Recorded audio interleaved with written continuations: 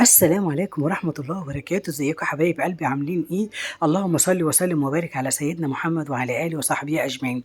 وحشتوني جدًا، جدًا، جدًا، جدًا، جدًا. طبعًا أنا مش منتظمة معاكم في الفيديوهات، بس أنا حبيت أقول لكم وحشتوني، وحبيت أعمل معاكم النهارده أو أدّيكم فكرة النهارده أنا باعمل إيه. أنا باعمل بس حبيت إن أنا أقول لكم وحشتوني، وبالمرّة إن أنا أعمل معاكم البتنجان المخلل بطريقتي، وأورّيكم طريقتي البسيطة لو حبيتوا تعملوها. طبعًا يشرفني جدًا إن أنتم تاخدوا فكرتي. طبعًا أنا عندي هريسة شطة محطوط عليها توم، باحطها في الفريزر وقت ما باعوز باطلّعها، بشرت طماطميتين حطيتهم عليها، حطيت طبعًا الليمون 3، 4 ليمونات كبار، ملح، كمون، كزبرة ناشفة، بتدّي لها طعم حلو أوي، أوي، أوي.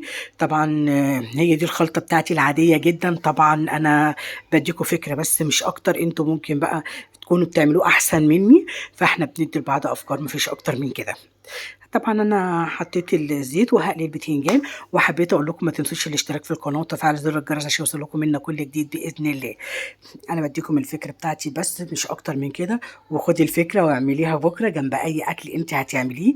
أنا طبعًا عاملاه جنب خضار وكده، بس أنا طبعًا عشان عملت معاكم الكوسة كتير والرز كتير والفاصوليا والكلام ده، فأنا بس حبيت إن أنا أقول لكم فكرتي في طريقة البتنجان مش أكتر. طبعًا هو ما بياخدش دقيقتين على كل وِش وبيطلع على طول. البتنجان المقلي بيستوي بسرعة جدًا على فكرة، يعني على وِش على كل ناحية بياخد دقيقتين مش أكتر من كده. وباحشيه بقى بالخلطة بتاعتي الجميلة ديّة. أنا باحب أحط الطماطم مع الفلفل الأحمر بيدّي لها طعم حلو أوي، أوي، أوي، أوي. طبعًا خدي فكرتي واعمليها بكرة، وأقول لكم وحشتوني جدًا، جدًا، وفي رعاية الله يا أحلى وأجمل عيلة في الدنيا كلها. باي.